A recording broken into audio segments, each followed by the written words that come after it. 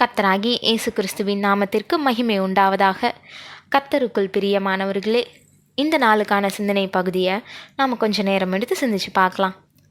ரொம்ப அழகான வார்த்தைகளால் ஈர்க்கப்படுறதும் புகழ்ச்சியான வார்த்தைகளால் ஏமாற்றப்படுறதும் இந்த உலகத்தில் தினம் தினம் வாடிக்கையாக நடக்கிற ஒன்று. எங்கே பார்த்தாலும் ஏமாத்துத்தனம், யாரை பார்த்தாலும் ஏமாத்து பேரொழியாக இருக்கிறாங்கன்னு புலம்புறவங்க அதிகம் பேர்.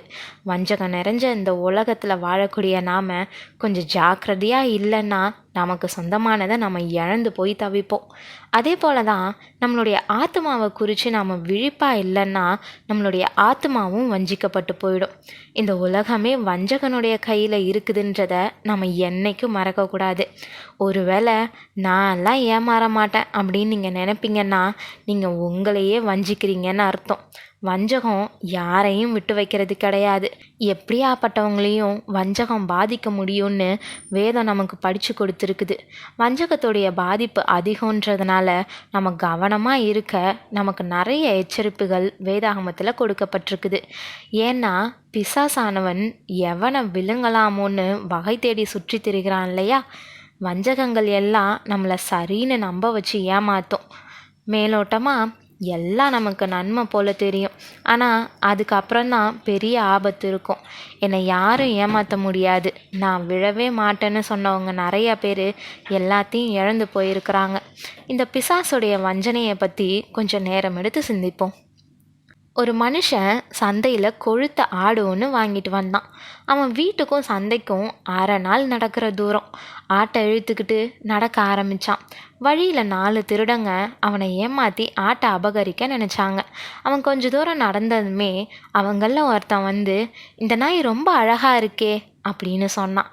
ஆட்டோடைய சொந்தக்காரனுக்கு சிரிப்பு வந்துருச்சு. ஆட்டை போய் நாயின்னு சொல்கிறானே பைத்தியக்காரன் அப்படின்னு சொல்லிட்டு நடந்தான். இன்னும் கொஞ்சம் தூரம் போனதும் அடுத்தவன் வந்து, நல்ல திடகாத்திரமான கழுதை, இது என்ன விலை அப்படின்னு கேட்டான். ஆட்டுக்காரனுக்கு சிரிப்போட கொஞ்சம் பயமும் வந்துச்சு. ஆட்டை திரும்பி பார்த்தான். அது ஆடாக தான் இருந்துச்சு. அப்புறம் ஏன் அவன் இதை கழுதைன்னு சொல்கிறான் அப்படின்னு யோசிச்சுக்கிட்டே கொஞ்சம் வேகமாக நடக்க ஆரம்பித்தான். இன்னும் கொஞ்ச நேரத்தில் அவன் வீடு வந்து சேர்ந்துருவான். அதுக்குள்ளே அடுத்த திருடன் வந்துட்டான். என்னையா இவ்வளவு பெரிய குதிரையை வச்சுக்கிட்டு எதுக்கு இந்த வெயிலில் நடந்து கஷ்டப்படுற, அதுலேயே ஏறி போகலாம்ல அப்படின்னு சொன்னான். இப்போ ஆட்டோடைய சொந்தக்காரன் வெளிப்படையாகவே நடுங்க ஆரம்பிச்சிட்டான். ஆடாக தான் இருந்துச்சு. ஓட்டமும் நடையுமா வேக வேகமாக நடக்க ஆரம்பித்தான். வீட்டை அடையிறதுக்கு இன்னும் 1/2 மணி நேரம் தான் இருந்துச்சு.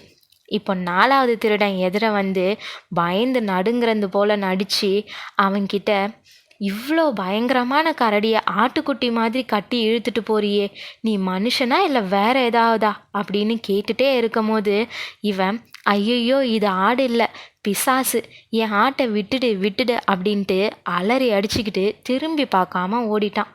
திருடங்க சந்தோஷமாக அவனுடைய முட்டாள்தனம் பற்றி பேசிக்கிட்டே அந்த ஆட்டை ஓட்டிக்கிட்டு போனாங்க. பிரியமானவர்களே, இந்த ஆடு போல தான் நம்மளுடைய பரிசுத்த வாழ்க்கையும். தேவன் நம்மளை பரிசுத்தமாக்கி தினமும் பரிசுத்தமாக நடத்துகிறாரு. ஆனால் நம்ம பழைய பாவங்களை சொல்லி அசுத்தமாக இருக்கிறோன்ட்டு மாயையான பொய்களை சொல்லி நம்மளை குழப்புவான் அந்த வஞ்சகன். நீ இப்பொழுது வாழக்கூடிய வாழ்க்கையிலிருந்து வழுவி போக பல தந்திரங்கள்னால உன்னை வஞ்சிப்பான். அதுக்கெல்லாம் நீ செவி கொடுத்தா இப்படி தான் அருமையான பரிசுத்த வாழ்க்கையை விட்டு விலகி போயிடுவோம். தேவன் தெரிந்து கொண்டவங்க மேலே யார் குற்றம் சாட்ட முடியும்? தேவனே அவங்கள நீதிமான்களாக்குகிறவர்ன்றதை நாம் சரியாக அறிஞ்சிருந்தோன்னா நிச்சயம் எப்படியாப்பட்ட வஞ்சகத்திலிருந்து நாம் தப்பிச்சுப்போம். ஒருவேளை நமக்கு சரியாக சத்தியம் தெரியாத பட்சத்தில் நாம் வஞ்சிக்கப்படுறதுக்கு ஏராளமான வாய்ப்பு இருக்குது. ஏனெனில் கள்ள கிறிஸ்துக்களும் கள்ள தீர்க்கதரிசிகளும் எழும்பி கூடுமானால் தெரிந்து கொள்ளப்பட்டவர்களையும் வஞ்சிக்கத்தக்கதாக பெரிய அடையாளங்களையும் அற்புதங்களையும் செய்வார்கள்னு மத்தேயு 24:24 ஆண்டவராகிய இயேசு கிறிஸ்து எச்சரித்து நமக்கு சொல்லியிருக்கிறாரு. ஆமாங்க, பொய்யான பரிசுத்தத்தை காமிச்சு மெய்யான பரிசுத்தத்தை இழந்து போக செய்வான் அவன்.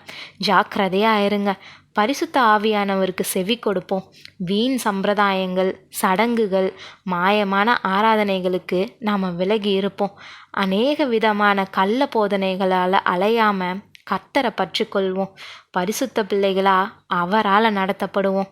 நாம் இனி குழந்தைகளாய் இராமல் மனுஷருடைய சூதும் வஞ்சிக்கிறதற்கேதுவான தந்திரமும் உள்ள போதகமாகிய பலவித காற்றினாலே அலைகளைப் போல அடிபட்டு அலைகிறவர்களாயிராமல் அன்புடன் சத்தியத்தை கைக்கொண்டு தலையாகிய கிறிஸ்துவுக்குள் எல்லாவற்றிலேயும் நாம் வளருகிறவர்களாய் இருக்கும்படியாக அப்படி செய்தார்னு எபேசியர் 4:14-15 சொல்லப்பட்டது போல நம்ம கர்த்தரை மாத்திரம் பற்றிக்கிட்டு நடப்போம்.